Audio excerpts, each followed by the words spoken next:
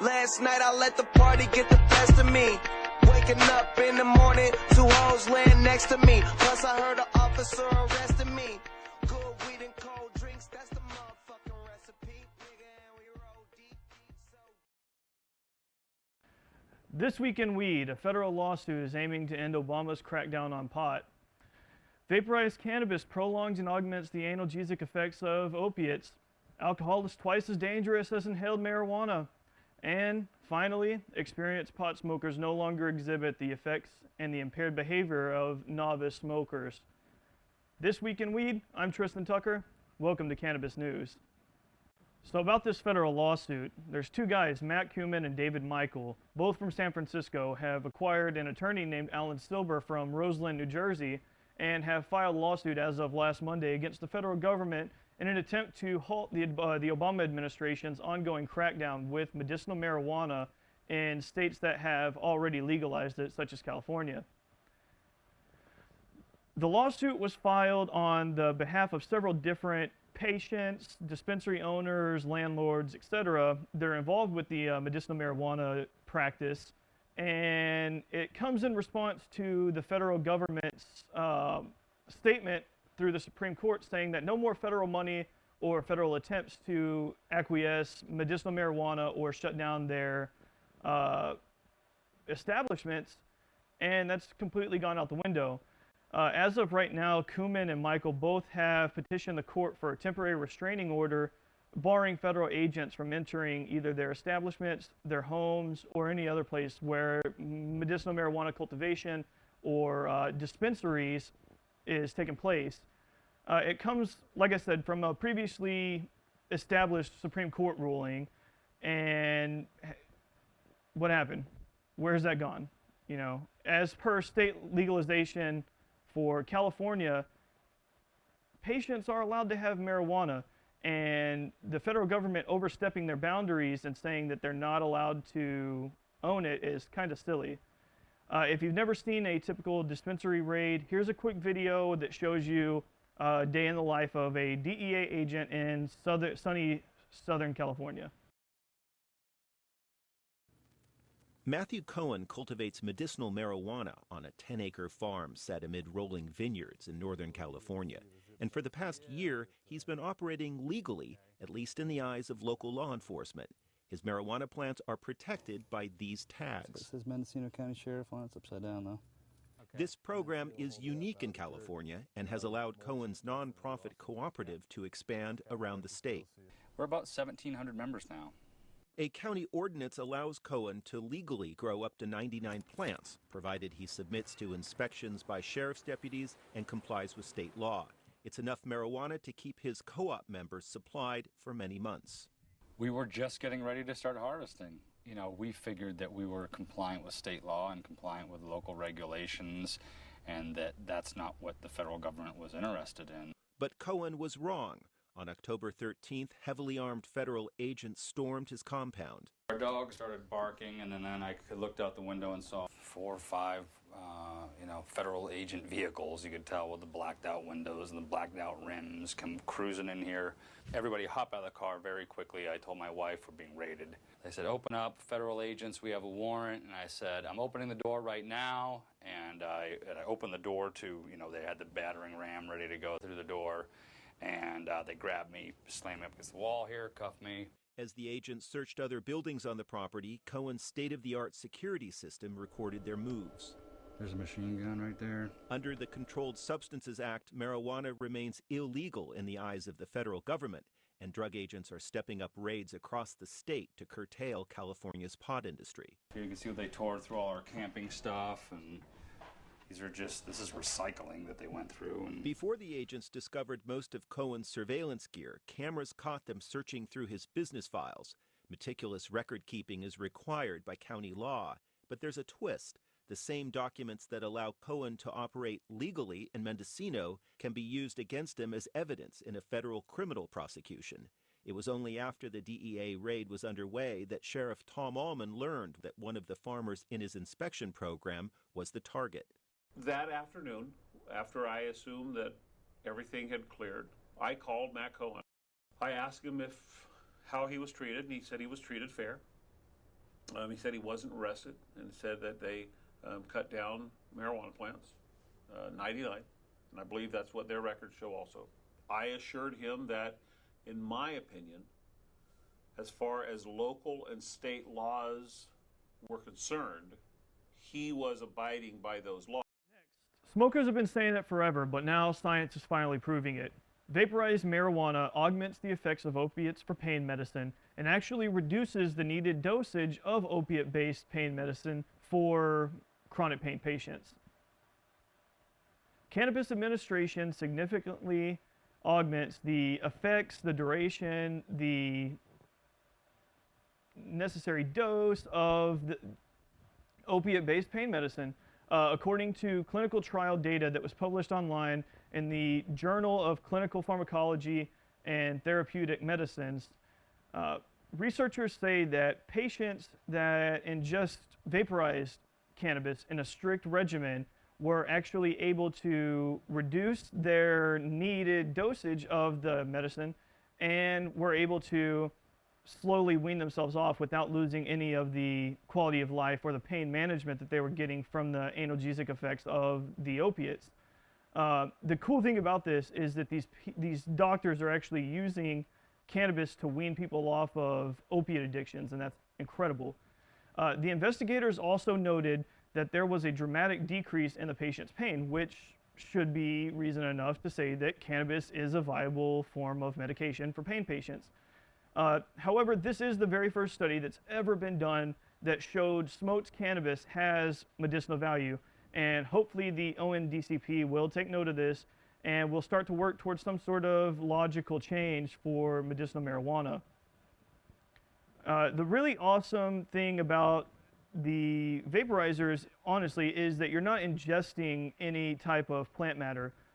Most vaporizers have a control on them that you can vaporize certain cannabinoids that are in the plant without combusting the plant itself. So what you're doing is you're smoking the medicinal parts of the plant. You're getting a better high, better healing process, and less damage to your lungs by smoking through the vaporizer. And I think that's pretty incredible. Now for the Toke of the Week. This week's Toke of the Week is focusing on a subject that is literally all too close to home for me. A 20-year-old man is facing life in prison now for possession of less than a half an ounce of marijuana. What the hell, Texas? There's a guy named Chris Diaz, and he went to California to pick up some medicine, and on his way back was busted by state highway patrollers in Texas. He was busted with approximately 14 grams of pot and about about a gram and a half of hash, and now he's facing life in prison. Chris is a young asthmatic patient who uses marijuana to help with his conditions.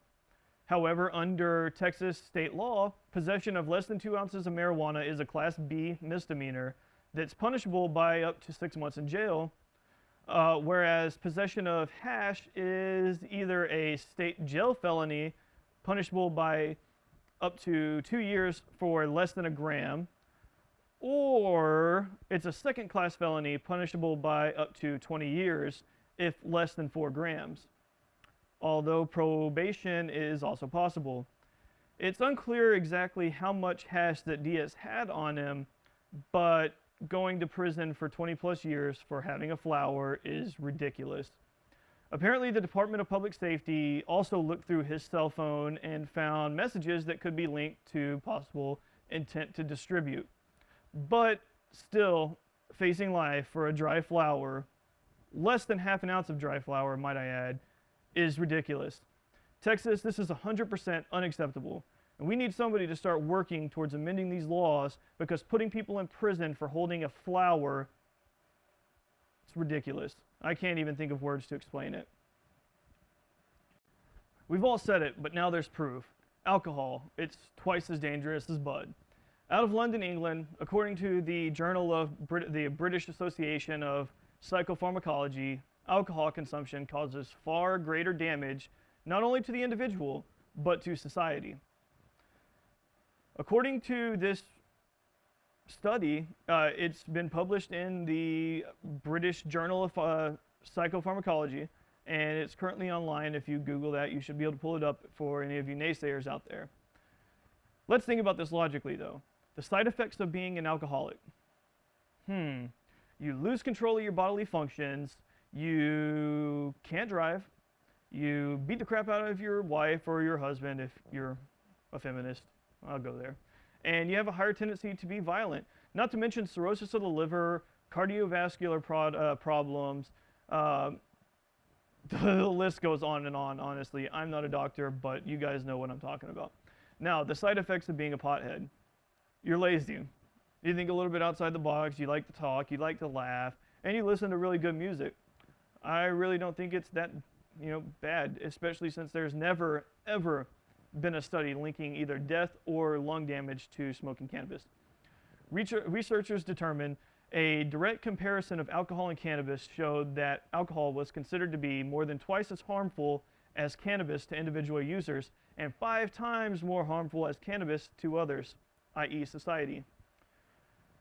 As there are few areas of harm that each drug can produce where cannabis scores more dangerous to health than alcohol, we suggest that even if there were no legal impediment to smoking cannabis or using cannabis, it would still be unlikely to be more harmful than alcohol.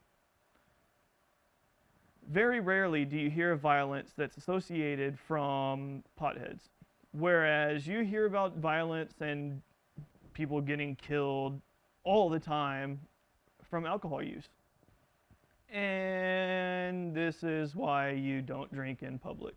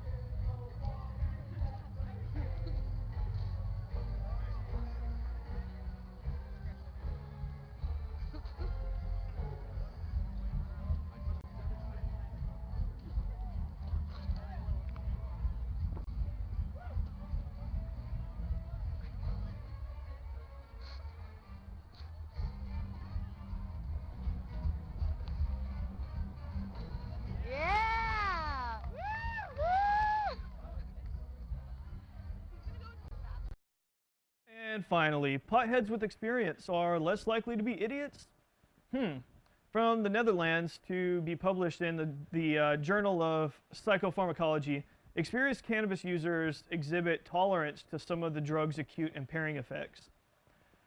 The study conducted followed around 12 occasional smokers and 12 regular smokers, and it was a double-blind study that concluded that THC administration decreased the amplitude in occasional but not heavy cannabis users on certain cognitive tasks, such as divided attention tasks. Authors stated that the difference in the experienced user's performance compared to the inexperienced consumers was not really completely due to behavioral compensation. They concluded that the present study confirms that heavy cannabis users develop a tolerance to some of the impairing behavioral effects of cannabis. So essentially what it's saying is that over time you develop a tolerance to the THC and the other cannabinoids that are in the actual plant itself. Next, thanks go out to collegehumor.com for this week's stoner video.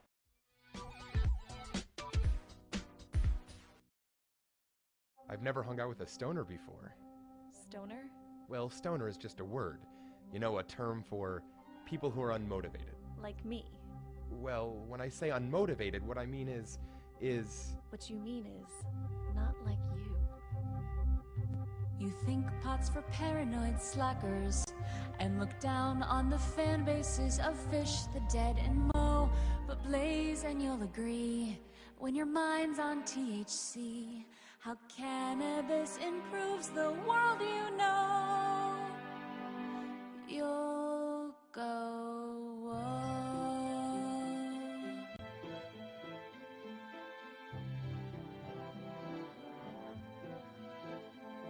You ain't seen Discovery Channel marathons until you watch them with some Mary Jane.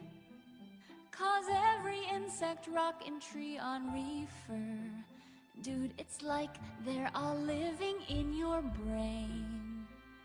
You think the only movies that have humor are comedies with positive reviews, but on weed, even films starring pro wrestlers will have jokes you never knew you'll nearly spew. Have you sent the Wizard of Oz to the dark side of the moon and watched in pure amazement as they sink?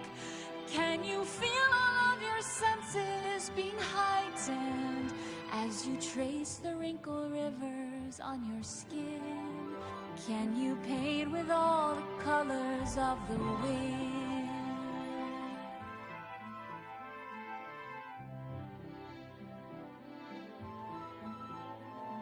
Combine cheese, Ben & Jerry's, and some waffles. Feel taste buds in an orgy of desserts. Describe it as orgasmic every mouthful. And when done, wonder why this was your first. Let's brainstorm ways the war on drugs a failure. Inventing brand new products made from hemp. As we all puff and pass it to each other in a circle, staring at this lava lamp. How could we improve the beanbag chair? If you turn this down, then you'll never care. And you'll never hear the notes fly when you're on iTunes or view the world like back when we were kids. We need to watch our favorite cartoons from the 90s after we pay the $30 for these mids. You just roll and then inhale, watch the universe unveil when you're baked. Man, Pocahontas makes you think.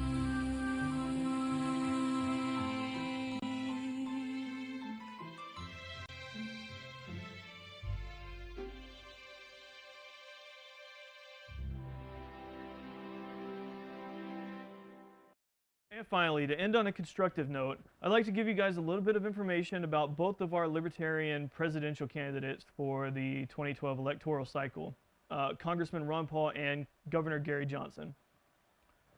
Both of these candidates are incredible candidates. They're awesome people, and they've already both vowed to end the drug war. And Gary Johnson personally has sworn to pardon every nonviolent drug offender that's in prison right now, let them go completely scot-free. The same way that they did after they ended alcohol prohibition back in the 30s. Both candidates believe in personal freedom, personal choice, personal responsibility, taking your own risks, reaping your own rewards, and living your life the way that you want to live your life. That's the American dream. That's the way that this country should be working. Neither of the candidates really believe in the government dictating what you do with or what you put into or take out of your body. It's not the government's role. I am very optimistic about this coming electoral cycle. I think that for the first time in my lifetime, and probably most of your lifetimes, we're going to actually see something change in DC. And I'm not talking about the type of change that Obama brought. That's all that's left in my wallet. So hopefully in 2013, we'll be seeing a libertarian White House. Gary Johnson has already publicly announced that if he gets the Republican bid, he will be taking Ron Paul to the White House as his vice president. And hopefully in the very near future, Ron Paul will do the same thing, saying that he will take Gary Johnson to the White House.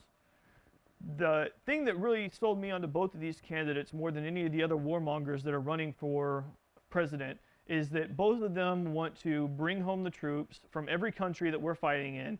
They want to close down some of the 900, 850 bases we have around the world, and they want to restore America now. That's incredible. So as these primary season approaches, make sure that you guys get out there, make sure you cast your votes, make sure you're actually getting your voice heard. Voting is the only way to do it. And furthermore, in case anybody's been curious, we don't vote to keep people in office, we vote to get the bastards out. This has been Cannabis News. I'm Tristan Tucker. I'll see you next week.